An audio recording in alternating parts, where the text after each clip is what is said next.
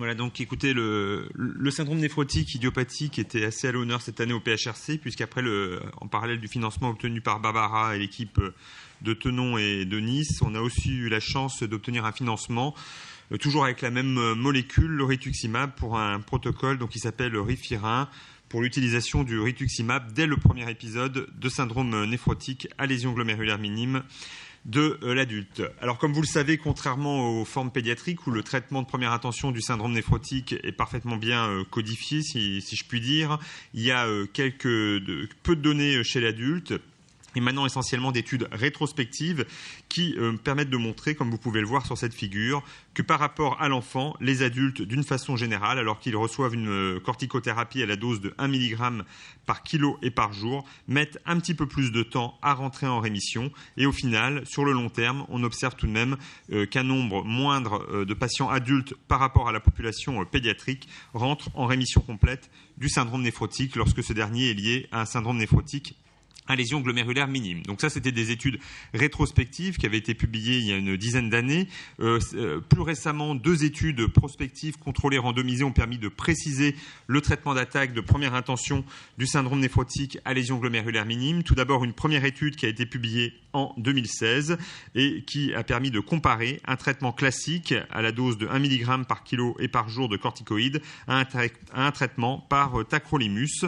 À noter que dans les 2 groupes, les patients étaient randomisés après avoir reçu une corticothérapie par voie parentérale avec des bolus de solu-médrol pendant 10 jours. Vous voyez sur ce graphe que les résultats était assez impressionnant par rapport à la figure que je vous ai montrée précédemment, puisqu'à 4 semaines, nous avions quasiment 70% des patients en rémission complète et quasiment la totalité le reste des patients en rémission partielle.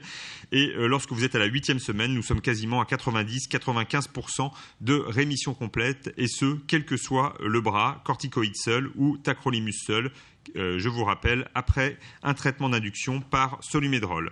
Avec le centre de référence à l'hôpital Henri Mondor, dans une étude multicentrique française qui est actuellement soumis pour publication, nous avons aussi établi un protocole visant à proposer une épargne en corticoïdes avec un bras contrôle qui reposait sur une corticothérapie à la posologie de 1 mg kilo et un groupe test où les corticoïdes étaient à la posologie de 0,5 mg kilo associés un dumifortique, et on retrouve un petit peu sur les résultats précédents dans la littérature, à savoir que le taux de rémission complète à 4 semaines est à 61,3% et on arrive après 8 semaines de traitement à 78% de rémission.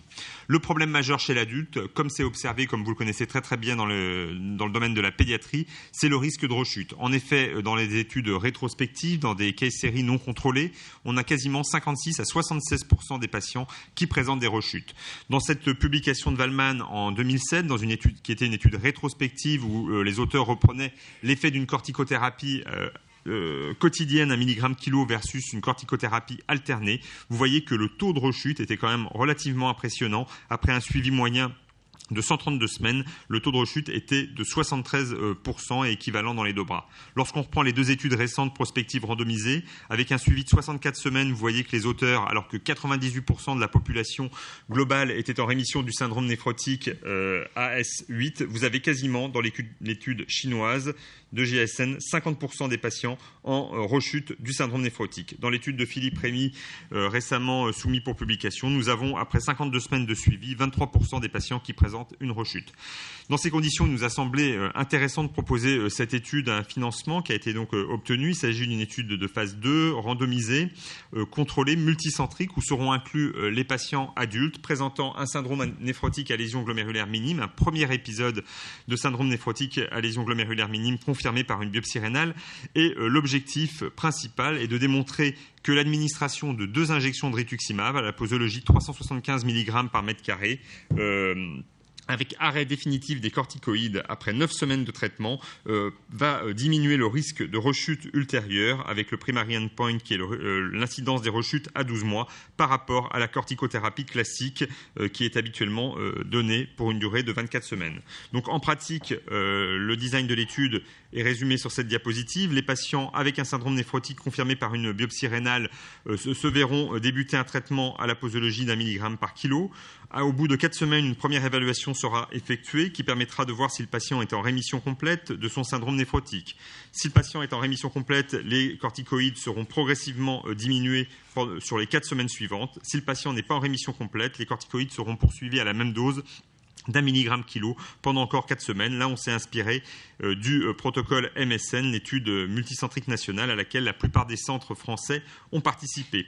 D'après l'étude de Philippe Rémy, l'étude MSN, au bout de 8 semaines, nous avons 71% des patients qui sont en rémission du syndrome néphrotique alors qu'ils ont reçu au départ 1 mg par kilo. Ces 71,4% des patients ayant obtenu la rémission seront alors randomisés en 2 bras. Un premier bras recevant 2 injections de rituximab avec un arrêt rapide des corticoïdes sur 1 semaine et un deuxième bras recevant une corticothérapie classique pour une durée totale de 24 semaines. Et nous donc étudierons en primary endpoint le risque de rechute à 12 mois. Donc on a prévu, après des analyses statistiques, d'inclure 49 patients par bras, ce qui fait qu'au début de l'étude, dans la mesure où seuls seront randomisés les patients au bout de 8 semaines qui seront en rémission complète, ça va demander à inclure initialement 148 patients. Et puis il y aura un certain nombre d'objectifs secondaires concernant l'incidence des rechutes, les effets secondaires, la sévérité des effets secondaires, la qualité de vie avec un questionnaire sur la qualité de vie dans les 2 bras, et puis bien entendu les facteurs de risque de rechute, que ce soit les caractéristiques démographiques, cliniques et biologiques. Donc pour l'instant, un certain nombre de centres que je remercie ont accepté de participer à cette étude, des centres parisiens que j'ai volontairement entourés en rouge parce que nous allons adosser à cette étude clinique une étude ancillaire visant à préciser le rôle potentiel des lymphocytes B dans la physiopathologie de la maladie en monitorant dans les centres parisiens. C'est une question financière. On n'a pas pu étendre cette étude ancillaire sur l'immunomonitoring à l'ensemble des centres français pour une question purement de coût. Et donc on fera un monitoring des populations, des sous-populations B, des TFH qui pourraient éventuellement avoir un rôle important dans la maladie et des lymphocytes T régulateurs comme cela a été montré récemment dans le PHRC pédiatrique, l'étude de Vincent Guigonis avec Dilsa Ali à Mondor. Voilà, je vous remercie pour votre attention.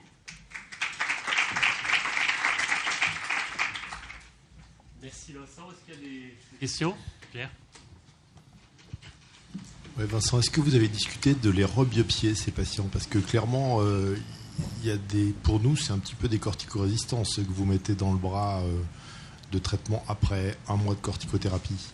Donc on peut imaginer... Non, ceux qui sont inclus dans le protocole, ils seront en rémission complète à 8 semaines, donc ils seront corticosensibles. Par définition... Attends, je le remets sur le design. Remets tes bras, là, parce que... On n'inclut que les corticosensibles. Excusez-moi, j'ai dû passer un peu vite. Vas-y, c'est pas moi. Oui. Ah non, vous les traitez. C'est 4 mois, vous, pour corticosensibles. C'est là où ça diffère. Voilà, ici. Voilà, donc ils reçoivent... Nous, à ce stade, ils sont corticorésistants. Donc là, 4 semaines à 1 mg kilo, on les considère... Oui, vous, mais nous on n'a pas tout à fait... On n'est pas à 1 mg kilo non plus. On n'a pas tout à fait la même définition de la corticorésistance entre les adultes et les... C'est ce que je vous ai montré au début, nos patients répondent plus tardivement. Donc nous, c'est pas au bout de 4 semaines qu'on considère qu'ils sont corticorésistants. Au bout de 4 semaines, s'ils n'ont pas répondu, on poursuit encore les recommandations, les guidelines. Ouais. C'est de poursuivre encore 1 mg kilo pendant 4 semaines. Et vous partez du principe que c'est les mêmes patients? Comment? Et vous partez du principe là, c'est que c'est les mêmes patients? effectivement. Non, c'est pour ça que, je sais pas, il me semble qu'une biopsie itérative serait peut-être un plus. Voilà. Parce que nous, de toute façon, ils sont tous biopsiés initialement. Hein. Oui, donc, ils ont un syndrome néphrotique à lésion glomérulaire minime. Après, effectivement, il y a peut-être des spécificités anatomopathologiques qui vont moins bien répondre. Éventuellement, ce qui est décrit dans la littérature, comme pour les cas pédiatriques, c'est les dépôts d'IgM, l'IgM néphropathie. Donc ça, effectivement, il y aura des sous-analyses. C'est d'ailleurs ce que nous ont demandé des reviewers pour le papier actuellement soumis pour l'étude MSN, justement, pour voir ce que dans l'étude MSN, on a 60% qui répondent à S4 et finalement, après 4 semaines supplémentaires, on récupère 15-20% de réponses en plus. Voilà, le fait de poursuivre. Et après, effectivement, ceux qui étaient à 8 semaines qui ne répondaient pas aux corticoïdes, les investigateurs étaient tout à fait libres de proposer de poursuivre la corticothérapie. Dans les guidelines, dans les cas d'hypoglomérulopathies, on peut poursuivre après 8 semaines. Et puis il y a d'autres équipes devant un syndrome adulte, devant un syndrome néphrotique à lésion glomérulaire minime. Au bout de 8 semaines, ils considèrent que il répondra pas et dans ces cas-là, ils changent de traitement. J'entends bien, mais ça répond pas à ma question. Moi, je pense nous, on fait pas 2 biopsies. Si la question c'est est-ce qu'on fait des biopsies itératives? Non, vous en faites 0. Nous, on n'en fait pas 2. La question est pas là. Je trouve que on a un outil génial justement pour savoir si on rentre dans une autre catégorie de patients. Et moi, je trouve qu'à 8 semaines, par exemple, ça pourrait être le moment de faire une biopsie itérative. Ils ont déjà une biopsie 8 semaines avant. Oui, j'ai bien compris. Ça suffit, non? Ah ben, je sais pas. Tu veux voir s'il y a des biomarqueurs histologiques. Oui. Alors ça, c'est ce qu'on est en train de voir effectivement avec l'étude MSN, où on a, c'est pas le but de cette étude, mais avec l'étude MSN, on a une étude ancillaire où on reprend effectivement les biopsies des patients corticorésistants au bout de S8 versus les corticosensibles pour voir s'il n'y a pas des marqueurs d'activation des podocytes ou des PEC, des cellules épithéliales pariétales, qui pourraient être un facteur pronostic histologique.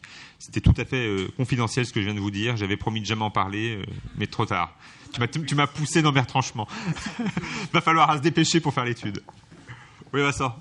Pardon. Même si on ne donnait pas beaucoup, on arrivait à se débarrasser des traitements immunosuppresseurs, mais c'était une vision à très court terme. Il y a le problème de la rechute, comme ça a déjà été dit. Ouais. Est-ce qu'il y a des réflexions, est-ce qu'il y a des données chez l'adulte ou dans ton expérience sur plus on en donne au début, un peu à l'image de ce qui va être fait pour les les GEM, meilleure sera l'efficacité à très long terme. Non, c'est vrai que pour l'instant, on n'a pas, je pense qu'il y a une dizaine de néphrologues adultes dans la salle. Si on demande tous les protocoles qu'on utilise, je pense qu'on fait tous un petit peu différemment. Moi, je me suis basé sur un protocole qui marche bien à Mondor. Voilà, moi j'ai l'impression, mais c'est vrai qu'il n'y a pas d'études dans la littérature.